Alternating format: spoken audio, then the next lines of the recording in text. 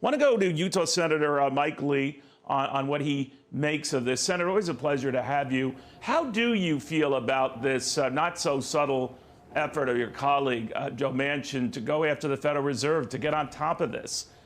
Is now the time to do that? Well, look, now is the time to act on inflation, but I think we ought to use the tools that we in Congress have.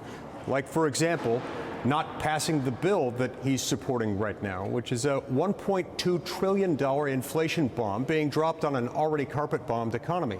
Look, one of the many reasons inflation is going up... Just to be clear, you're talking about the infrastructure bill, right, yes, Senator? Yes. Obviously, you're not a supporter of it. 10 of your Republican colleagues are. You think they're making a mistake? I do. Look, inflation's going way up because the federal government's been spending way too much money that it doesn't have. When it does that, we effectively just print more money. I mean, look, I know U.S. treasuries are issued and everything, but it has the same effect as just printing more money. We got the same basket, more or less, of goods and services in the economy, but when you dramatically expand the money supply in the way that they're doing, that means the price of everything will go up. That's really bad for poor and middle-class Americans, especially people who live paycheck to paycheck, because every paycheck goes less far. So this pressure to do something about these rising prices, you're quite right. They're eating away whatever wage gains we've been seeing. And as you know, Senator, those wage gains have been substantial, especially in this report, but wiped out by these rising prices. The administration, others say, don't worry, it's transitory. Do you think it's transitory? Do you think it will pass quickly? It doesn't feel so transitory to people on the ground who are finding it more difficult to do everything from rent a car to buy a car, to buy a house, to buy groceries. Everything in their life is becoming more expensive. This is the predictable, foreseeable, and I believe somewhat avoidable result of Congress just spending too much money. And look, we found out day before yesterday that this bipartisan infrastructure bill, which was itself supposed to be paid for, has at least $250 billion that are not paid for. Arguably more like $350 to $400 billion that are not paid for. This is a problem. This is a big mistake. We don't need to be doing this right now.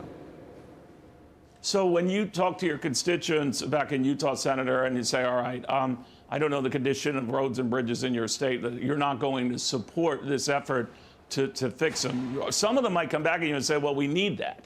What do you tell them?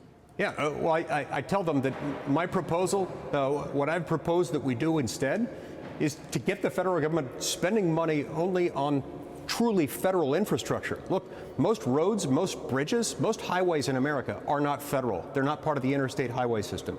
If they're not, states and localities ought to be handling that. And it turns out when they do, they can do it 20 to 30% cheaper because you don't have to comply with this massive set of federal regulations that make all those things more expensive.